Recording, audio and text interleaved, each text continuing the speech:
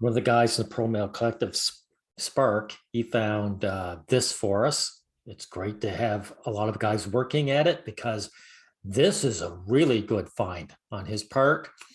Foreign women look for sex abroad. And this goes to show you that everything that men get accused of, women are just as guilty of. It's just that because they're risk averse, they wait till there are zero consequences before they show their true colors. Now, we'll start at the beginning. And please do not plagiarize or translate our work. Don't worry in details. I want you to have credit, okay? Now, Rich Western nations talk about the importance of love, scientific temperament, and human rights, but all of this appears to be completely ignored or forgotten when it comes to the sexual satisfaction of those Western women whose actions in poor or developing countries have caused grave human rights violation or exploitation. There you go, everyone. Now, this is how it's done. All those videos I made of criticizing guys, this woman just put it out perfectly, what's going on here. She named the problem and she named the source of the problem accurately. But enough is enough. As a woman who comes from Europe, I am not afraid to raise my voice, and I hope my voice is not silenced or ignored. And there you go. And everyone else tells me not all. Here's a case of not all. Look, the girls do have a sense of morality. It's true. But this is rare. This woman is very rare. Okay, now that's a whole other conversation. But we'll leave it at that. My voice, and I hope my voice is not silenced or ignored. Point 1. Western women and their foreign male sex slaves.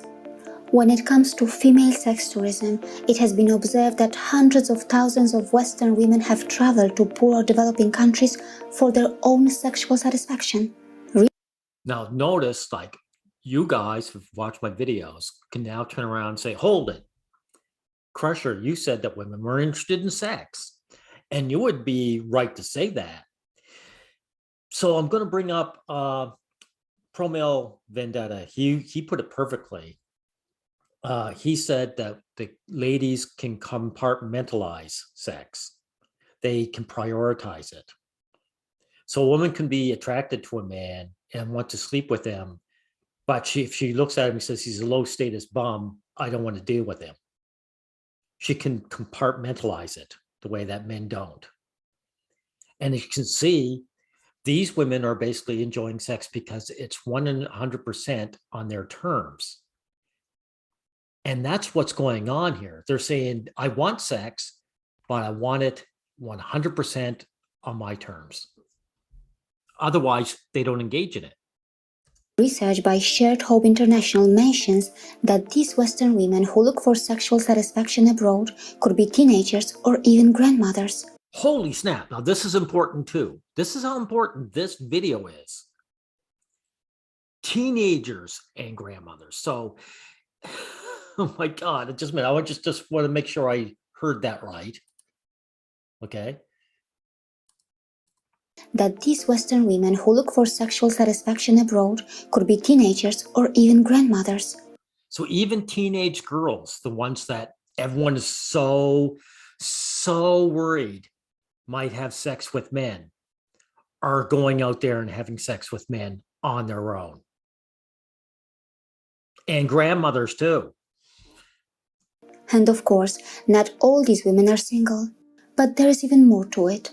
On occasions, it has been seen that these female European tourists took these foreign men back home to their countries and kept them in their home.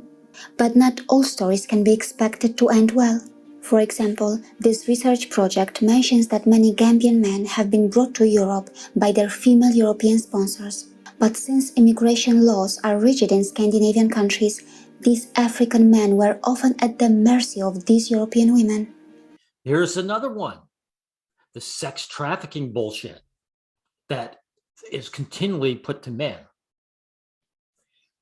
There's the actual sexual trafficking they're talking about. These men are desperate people from poor countries, and they, of course, will do anything to get out of there. And of course, when they're there, the trade-off is that they have no humanity in the relationship. They are not citizens of the country. They're at complete mercy of these women. And if these women want to get rid of them, they just open the door and say, "Get out, or I'll call the cops." Everything that men are accused of all the time, like the sex trade, is happening to men at the same levels, I'd say. Actually, more so, because the ladies are usually either at best or, excused, and at worst, they're encouraged of this kind of behavior. Not only that, it also mentions that some of these men were held as sex slaves and were shared amongst the friends of these European women. How heartbreaking and inhuman does that sound? And this study mentions that in Sweden, a 56-year-old mother kept a 25-year-old African man at her home.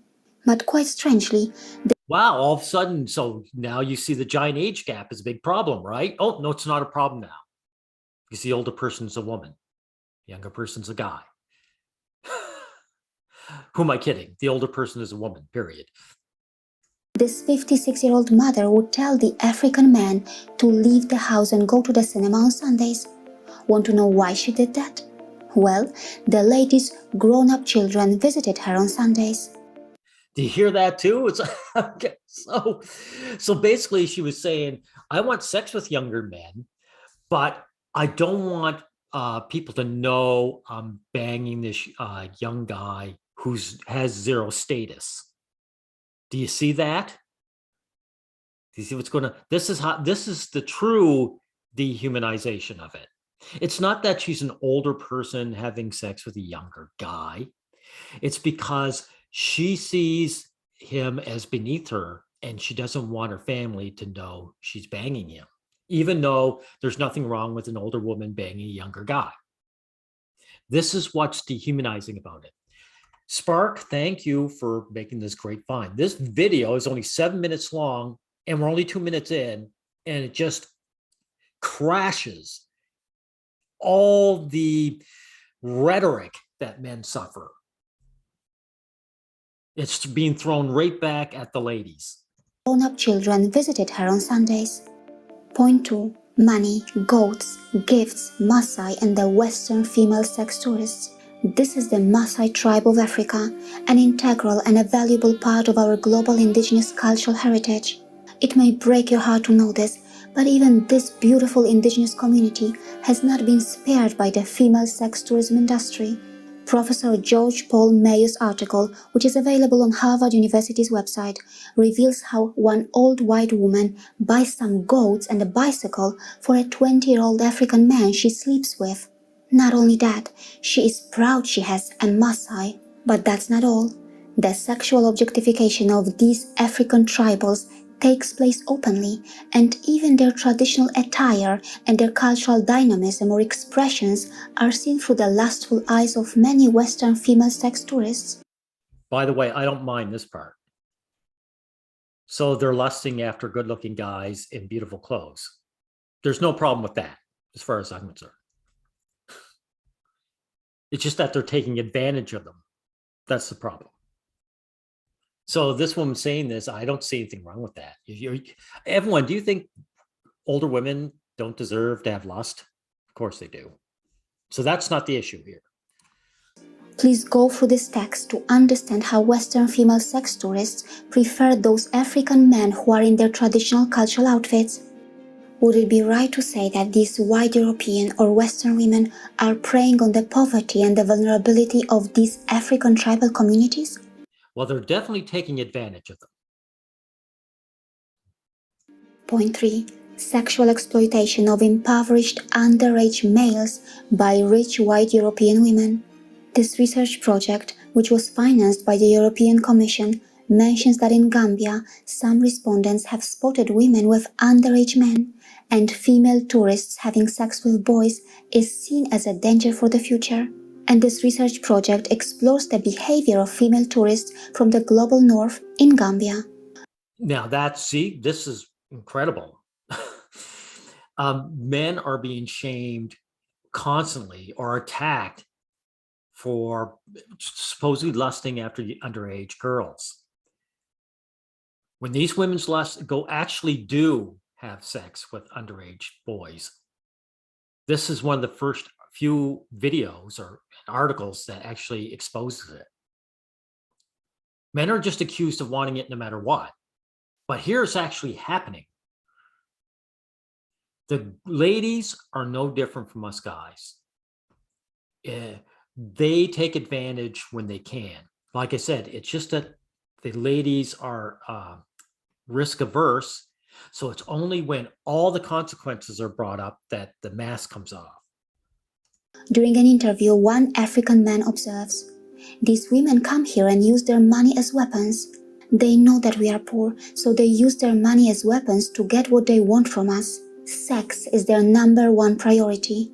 The study also mentions that these global north female tourists have the capacity to exploit Gambian men by fully taking advantage of unequal global power and economic structures to pursue and satiate their racialized sexual desires and fantasies.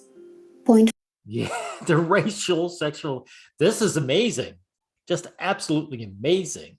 Oh my God.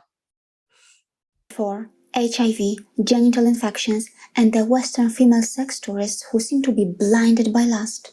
It has been observed that in the Gambian tourism-based sexual economy, it is difficult to negotiate condom use, which in turn contributes to higher rates of sexually risky behaviors. This is important too. Oh my God, this one video is incredible. Remember when guys talk about the male pill, getting contraception equal to the girls? The ladies will turn around and accuse men of lying about being on the pill just to impregnate a woman, right? But they're the one, this is projection again. They're the ones who really don't want to deal with, maybe that's not the perfect comparison. It isn't. Let me correct myself. Women are the ones that accuse men who like to go raw and don't take, proper precautions and don't want to go without a condom. But here they are doing the exact same thing. Again, once they're out of sight and out of mind, and once they're in a place where they believe they're consequence free, contributes to higher rates of sexually risky behaviors. And this study cites research that suggests that women on holiday are less likely to use contraception or protection against STDs than at home, and sex tourism is making this problem worse. And of course, this is despite the fact that among the sex workers, the STI rates are far higher than in general populations. The Human Rights House Foundation, which is headquartered in Norway, reported that HIV infection rates amongst the Maasai were extremely high. And this wow. So they're also saying these women are spreading disease. That's usually something that's pushed on guys. Like we're the ones who sleep around and spread all the HIVs, all the STDs, I should say. But here they're doing it. data from the World Bank reveals the prevalence of HIV in Kenya and other African countries. Despite all this, why are these European or Western women acting this way? Because they always wanted to act this way. They just didn't have the freedom to do it. And now they're in a situation where they can. The women have their own money. They're getting up in the world when it comes to finances, and they can go to these poor countries where they can exploit the people there. In this case, the men there. That's why they're doing this. After all, how can we afford to lose our scientific temperament and be exposed to all these health risks? Point 5. Foreign tourists, commercial exploitation, and the Maasai tribe of Africa. You may have seen YouTubers from Germany, the US, or elsewhere visiting the tribal areas in Africa, sometimes jumping, dancing, or hanging out with Maasai people. All this may be very interesting to watch, but of course, not many are aware of the other side of the story.